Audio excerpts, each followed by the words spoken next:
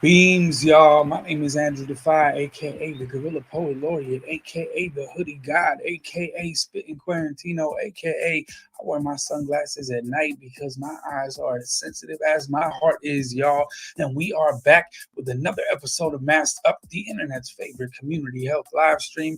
And we got a special one for you tonight. This is episode 40, y'all. Episode 40.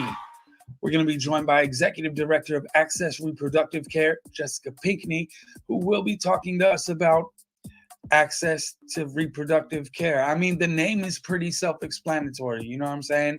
We're going to give you some updates on vaccines for children and where we are in that process. We're going to talk abortion rights and science, as well as how COVID is affecting the already high mortality rates for Black women giving birth. We've got a full show for you tonight. Stay tuned. It all starts now.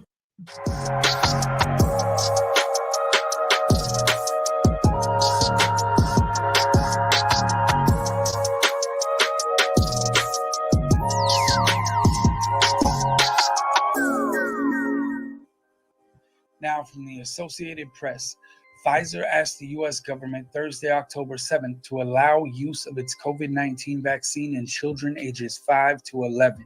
And if regulators agree, shots could begin within a matter of weeks.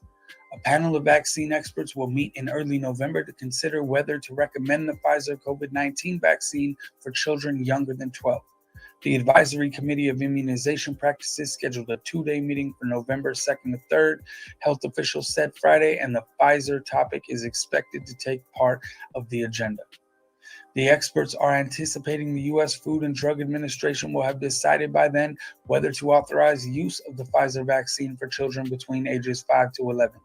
The committee's job is to help the U.S. Centers for Disease Control and Prevention develop recommendations for doctors and the public about which vaccines should be used and how they should be given. Currently, Pfizer vaccines are authorized only for people 12 and older.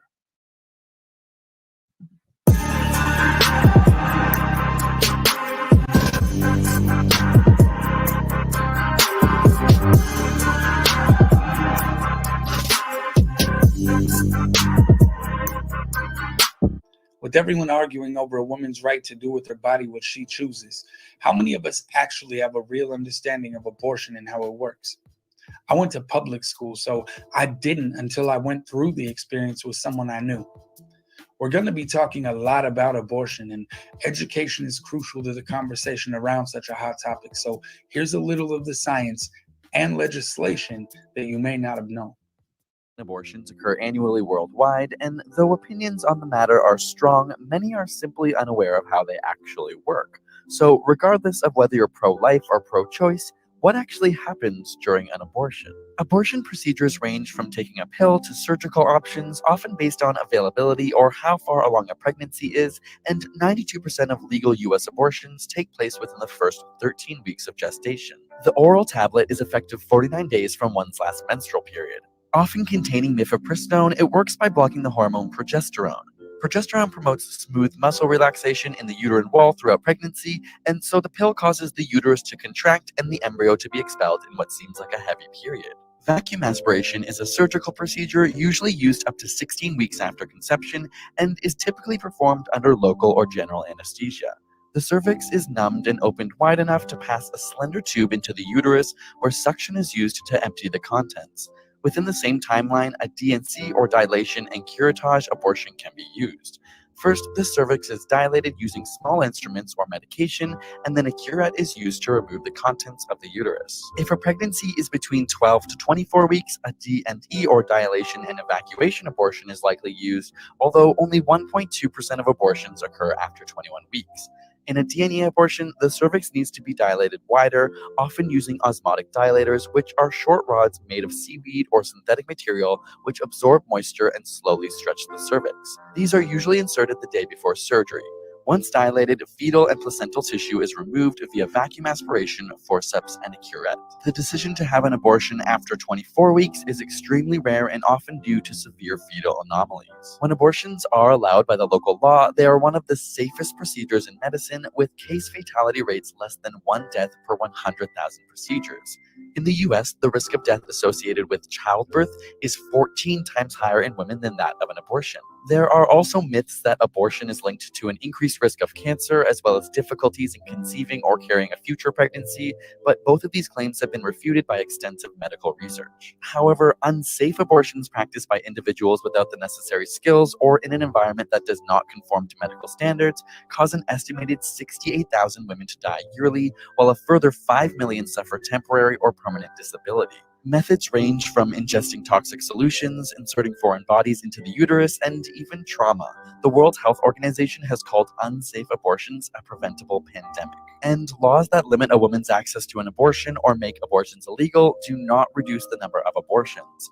Countries where abortions are illegal have roughly the same number of abortions.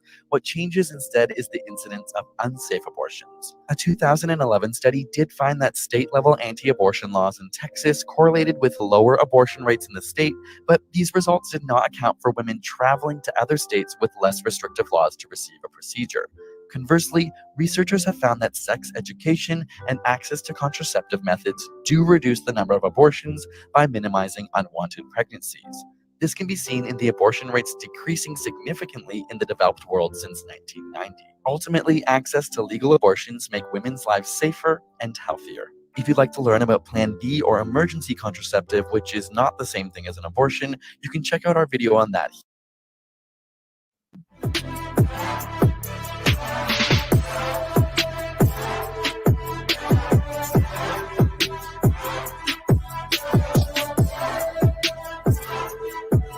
Courts have been busy working out what to do about abortion in Texas.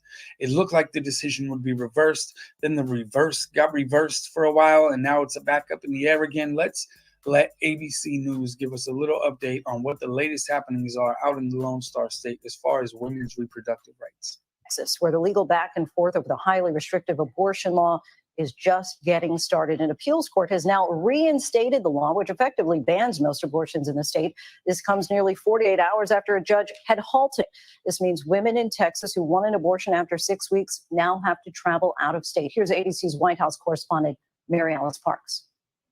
Tonight, with the nation's most restrictive abortion ban back in effect for now, healthcare providers again forced to turn away patients. There's a lot of anguish, a lot of pain, desperation. The Fifth Circuit Federal Court of Appeals temporarily reinstating the ban just 2 days after a lower court had paused the law. We've had patients who thought they could maybe get into a clinic in state, and now, after the ruling, will have to figure out how to travel again. On Wednesday, after the law was halted, some providers say they did open their doors for abortion services, but now they could be in legal jeopardy for doing so. Anti-abortion advocates calling the latest court order a victory. We're out here to help the women make a better choice for their lives. Not only does the law ban abortions after around 6 weeks, before most women even know they are pregnant, but it also allows average citizens to bring a lawsuit against someone they think helped facilitate the abortion. That fact has made it harder for the Biden administration to challenge the law in court. Who do you sue when the law empowers every citizen in the United States to be able to bring this lawsuit? The Department of Justice now has until Tuesday to make their next legal move. And Lindsay, it is likely the Supreme Court will eventually weigh in on the merits of that Texas law. And in December, the new conservative majority on the bench here will face its first major test on abortion with another case from Mississippi that directly asked the justice to consider overturning Roe v. Wade. Lindsay? Yeah, Roe v. Wade potentially on the line there. Mary Alice, thank you. So access to abortion has been one of the hot button issues lately, especially with everything going on in Texas. So we wanted to bring in an expert to shed some light on the subject. Our guest tonight is the Executive Director of Access Reproductive Justice, an organization funding abortion and other reproductive health care services. She previously served as Vice President of Government Affairs at In Our Own Voice, National Black Women's Reproductive Justice Agenda, and she currently sits on the board of directors for URGE, that's Unite for Reproductive and Gender Equity. She also sits on the board for California Abortion Alliance and Spark Reproductive Justice Now. And she remains a relentless advocate and activist in her spare time. Welcome, Jessica Pinckney, to the show, y'all. Jessica Pinckney, how are you today? Doing well. Thank you for having me. I am so excited to have you on and to be able to have this conversation. We have a lot to talk about, so we'll just jump right into it. You currently serve as the executive director of Access Reproductive Justice. To start, can you tell us what all reproductive justice is and how Access Reproductive Justice is working to achieve it? Sure. So Access Reproductive Justice is an organization that was founded in 1993. We are a reproductive justice organization, and we also fund abortion and other reproductive health care needs. And our mission is really to remove the barriers to sexual and reproductive health care and build the power of Californians to demand health justice and dignity. Access Reproductive Justice's framework really centers around Sister Song's definition of reproductive justice, which is the human right to maintain personal bodily autonomy, to have children, not to have children, and to parent the children we have in safe and sustainable communities. So at Access, we really fundamentally believe and adhere to this definition of reproductive justice and are committed to working towards social, political, and economic justice through our direct service work, our community outreach, and our policy advocacy work. Beautiful. And so, what are the biggest barriers to reproductive health today? And has the pandemic impacted access to reproductive care at all? Yeah, absolutely. So I think something that folks often think about here in California is that we're a reproductive freedom state and that there are no barriers to accessing care.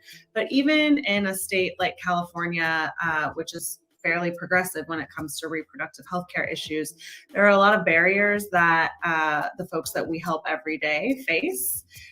So Access operates a health line Monday through Friday, 10 a.m. to 4 p.m., where folks can call into the health line and get support with their reproductive health care needs.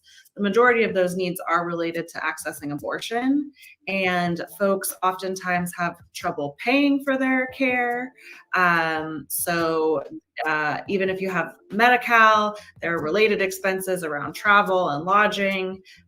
If you have private insurance, there are your copay, your deductible, other cost sharing that can make accessing abortion, very difficult. And then there are what I always refer to as wraparound services, what we in the abortion funding world refer to as practical support. And that's really the transportation, lodging, childcare, support service that folks often need when accessing an abortion. Even in California, over 40% of California counties have no abortion clinics. So depending on where you are in your pregnancy, you may have to travel a great distance within the state to access your care. Oftentimes, depending on where you are in the pregnancy, your abortion might be a 1 to 3 day procedure. And if you're far away from your home, that requires staying overnight. So that's where lodging support comes in. And we also know that about 50% of individuals who have abortions already have children. They're already parents. And so we support folks oftentimes with childcare needs for the children that they have at home.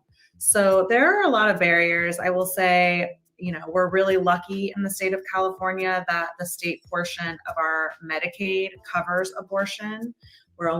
We're one of only 16 states where Medicaid will cover the cost of somebody's abortion. Thank you, California. Yes, very happy to be in California. But accessing Medi-Cal is a real challenge for some folks. So we oftentimes help people get signed up for Medi-Cal and understand how to use it and how it works. We receive calls from a decent amount of minors, so we support minors in accessing their care. And I will say we see a lot of undocumented folks who are also trying to access abortion care, who are, often intimidated by the healthcare system or other government infrastructures that are not generally incredibly supportive and welcoming of folks with undocumented status. So we oftentimes are helping those who are undocumented access care as well. And I will say this is all just exacerbated in the pandemic, right? I mean, people have lost their jobs, people are furloughed, people's ability to start families and support their families in the way they want to has really changed in the last year and a half, 2 years. So we definitely have seen the pandemic impact access. At the beginning of the pandemic, we saw states like Texas, who has recently effectively banned abortion, temporarily stop providing abortion care within the state. So we were seeing a lot of folks come from other states where abortion was not deemed an emergency or time-sensitive procedure. We saw folks coming here to access that care. So yeah, I think, you know, the economic barriers that folks are experiencing throughout the pandemic, the mental health barriers that folks are experiencing within the pandemic certainly impact your ability to, you know, choose if, when, and how you want to start your family and support your family. And so this pandemic has significant impacts on accessing reproductive health care across the board. Absolutely, and thank you for those insights. So you previously served as Vice President of Government Affairs at In Our Own Voice, National Black Women's Reproductive Justice Agenda.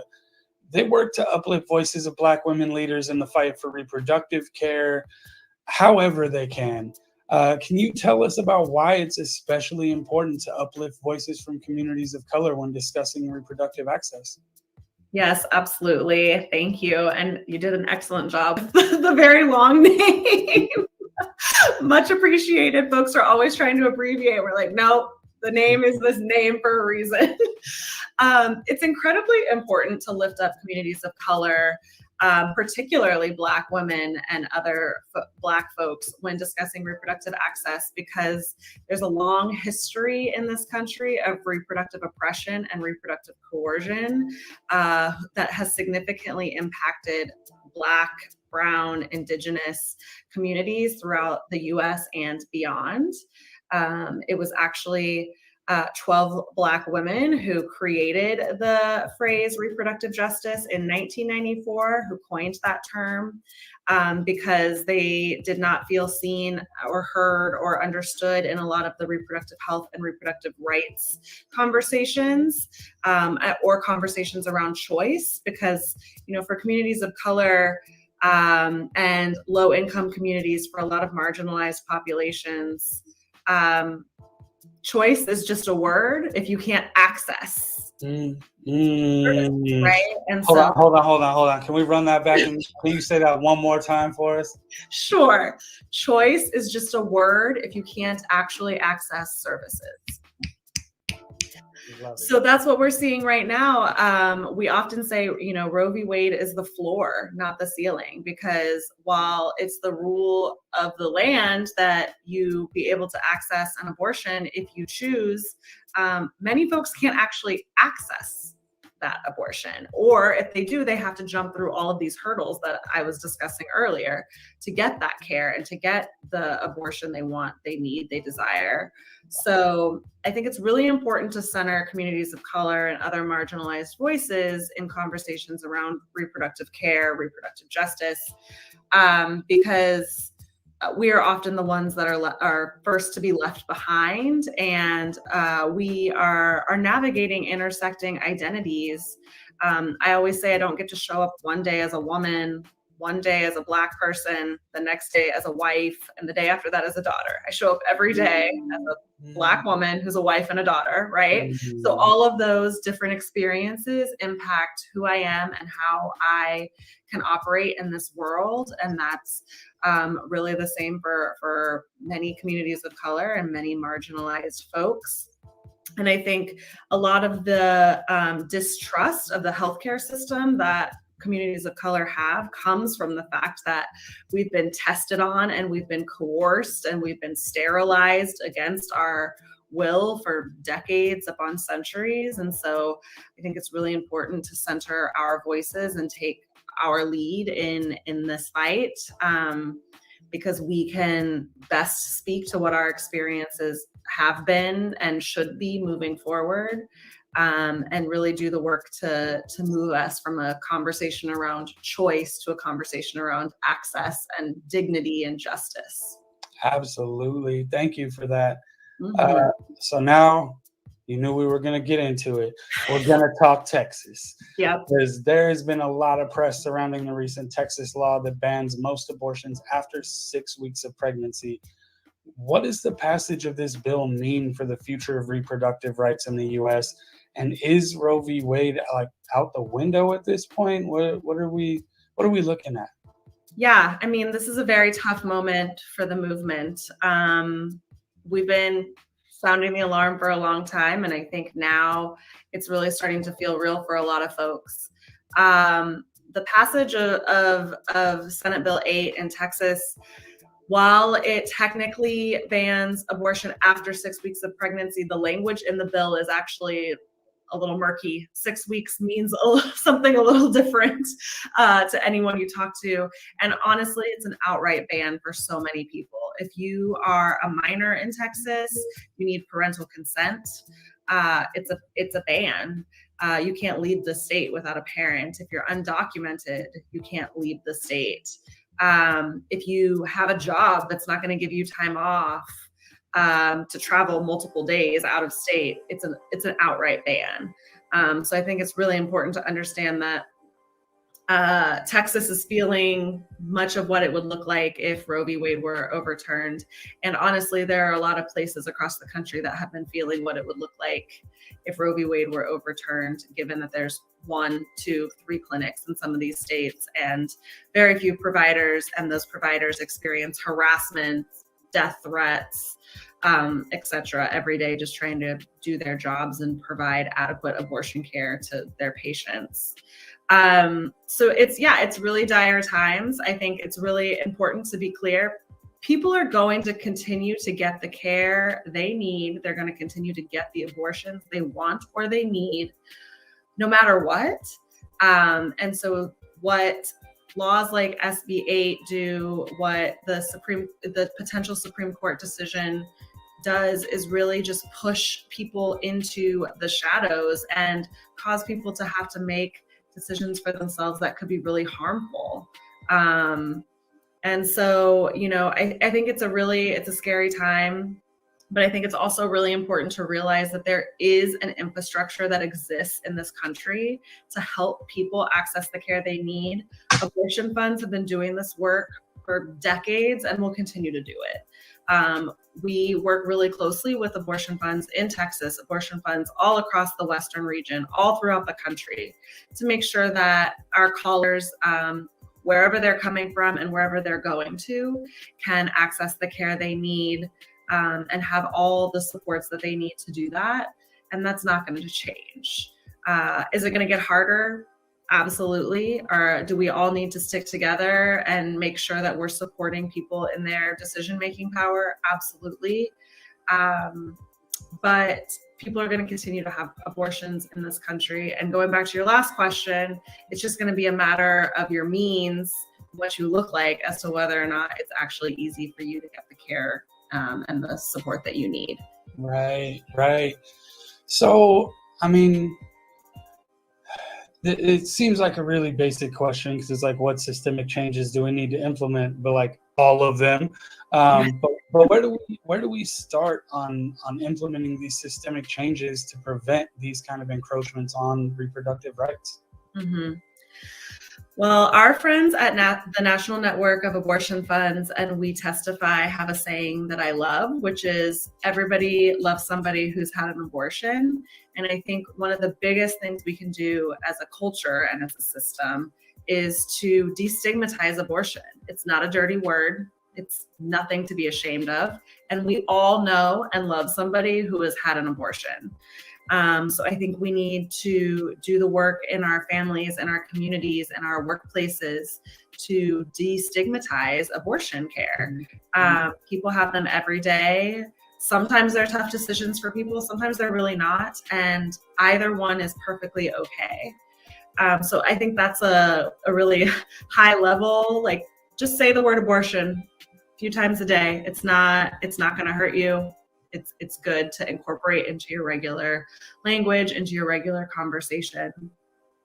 I think the other thing that's really important when thinking about systemic change is thinking about intersectional policy making. We really have a tendency in the US to think about policies in these silos, right? It's like healthcare, it's racial justice, it's economic justice, but all of these systems are super interconnected and super interrelated. Our healthcare system is certainly informed by our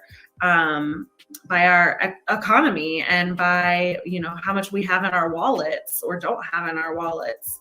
Our ability to access wealth or to access healthcare is certainly impacted by our race or our ethnicity or our gender. So I think it's really important when folks are influencing policy in particular to think about these issues in an intersecting and overlapping way. We can't just talk about healthcare without talking about all, immigration, LGBTQ liberation, economic justice, disability justice. There's just so many layers to these things. I think that's one thing I would say. And then I think it's just really important for folks to make their opinions known, right? So contact your local legislators, contact your state legislators, contact your federal legislators. I know it sometimes feels like it doesn't have an impact, but it really does. And as much as we need to be shaming those who are not in the fight for reproductive justice, we also really need to be thanking and commending those legislators who are in this fight for reproductive justice. And there's so much that can be done from all states across the country covering abortion care and their Medicaid programs, to eliminating cost sharing, such as copays and deductibles for abortion and private insurance plans, to the destigmatizing work I was talking about earlier, to also protecting providers and patients. There are just so many stories of folks being harassed as they enter or exit clinics across the country, and that's outrageous and unfair.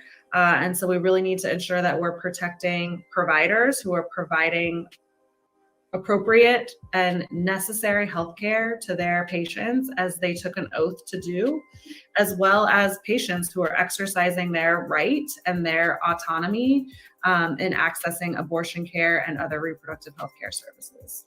Right. Are there any resources before we get out of here that you would like to shout out for our viewers who may be interested in the services provided by Access Reproductive Justice? Yes, absolutely. You can learn more about Access at accessrj.org. Love the pointing. Thank you. You can learn there about our volunteer programs. We have not been running those during the COVID pandemic, but we are getting those back up and going virtually for folks who want to provide transportation and lodging to our callers. You can sign up to be on the list for our next volunteer training. If you're for some reason not local to California and are interested, I highly recommend checking out abortionfunds.org. You can put your zip code in there and find whatever abortion fund is closest to you. All abortion funds accept donations, and many abortion funds are constantly looking for volunteers to support their callers or to support clinics. So it's highly recommended that you engage with your local abortion fund. And then the last thing I will say is just talk about abortion. Talk about it at the dinner table. Talk about it in your Uber, in your Lyft.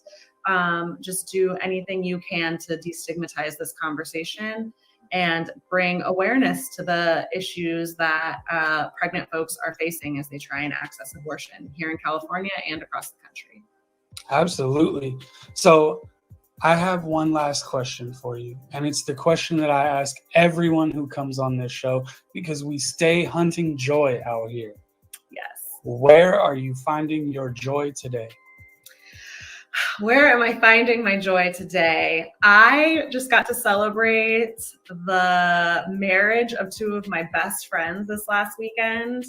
And it was just a weekend-long celebration. I'm really living in the joy of watching two people I really love get married and start a new chapter of their life. And it reminds me, that, there's always going to be work to be done, but we've got to stop and really celebrate the people who impact our lives the most.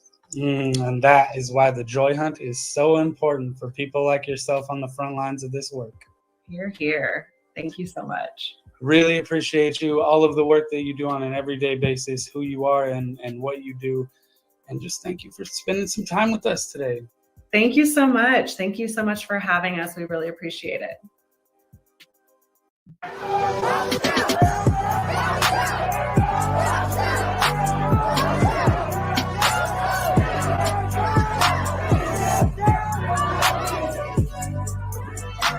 So we have worked for as long as this show has been around to address the high mortality rates for Black mothers during childbirth, as they are an extreme indicator of the systemic racism in the healthcare system. Well, it turns out that COVID has only exacerbated these experiences for Black mothers. Here's the heartbreaking story of Amber Rose Isaac from Now This. Amber was the light to everyone's life. Her energy was just amazing. She was just so loving, so caring. During the height of the COVID-19 pandemic, Amber Isaac lost her life while giving birth to her son. The fact that she never got to meet him really tears me apart. Bruce McIntyre says his partner faced neglect at the Montefiore Medical Center in the Bronx. This would not have happened if Amber was white. If Amber was white, she would still be here today. She would still be here. According to McIntyre, red flags started to appear during Isaac's second trimester when she couldn't get an in-person appointment due to the pandemic. In March, she was just getting like Zoom conferences, telehealth. They gave her a blood pressure monitor. She wasn't being seen that whole month. Amber's calling, reaching out, hey, I need the results back from the blood work. The baby's due date is close. Nobody's reaching back out to us. When Isaac received her test results, she learned that her platelet levels were dangerously low and was rushed to the hospital for an emergency C-section. Doctors learned Isaac had HELLP syndrome, a serious condition that affects the blood and liver. Days before going to the hospital, Isaac sent her final tweet, "Can't wait to write a tell-all about my experience during my last 2 trimesters dealing with incompetent doctors at Montefiore." I said my goodbyes to Amber. I couldn't hug her, couldn't kiss her. I just had to try to talk her through it. She was scared, she was nervous. That was the last time I saw her. The last thing she had me doing was talking and singing to her stomach. That's what I did every night. At age 26, Amber Isaac died during the C-section with no family members around her. Amber Rose Isaac, such a sad story, because of all the things that we know could go wrong, did. She advocated for herself and she still lost her life. These fractures in our healthcare system, this dismissing of Black women, of women in general, is causing death. Their symptoms not being listened to, being turned away, not being evaluated, not being taken seriously.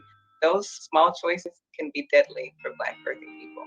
According to the CDC, Black women are about 3 times more likely to die of pregnancy-related causes than white women. About 60% of pregnancy-related deaths are preventable. Really, our entire healthcare system has to be revamped so that we make sure that people like Amber Rose Isaac are seen and valued, especially as we move to more telemedicine and not in-person health, because that's here to stay. We need to ensure that we look at Amber Rose Isaac's case as an opportunity of learning of what we really need to do differently. In a statement, the Montefiore Medical Center said 94% of our deliveries are minority mothers, and Montefiore's maternal mortality rate of 0.01% is lower than both New York City and national averages. Any maternal death is a tragedy. I used to sing to him and everything, play the piano for him and Amber while he was in her womb, and he always heard music, right? Yeah, he always heard music. In honor of Isaac, McIntyre started the Save a Rose Foundation to raise awareness about the racial inequality Black women face during pregnancy. Amber was very big on her community. With Save a Rose, I want to do like a lot of community engagements.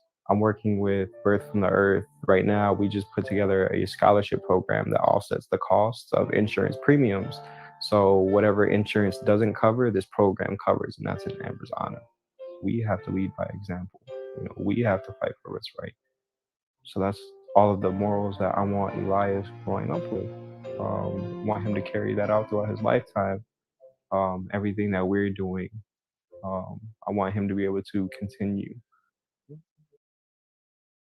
And that brings us to the end of another episode of Masked Up, the internet's favorite community health live stream. We want to thank you for watching, as it would be incredibly awkward if you didn't. I want to shout out the rest of the Masked Up crew that makes this show possible. And like we always do at this time, health is wealth. Get your bag.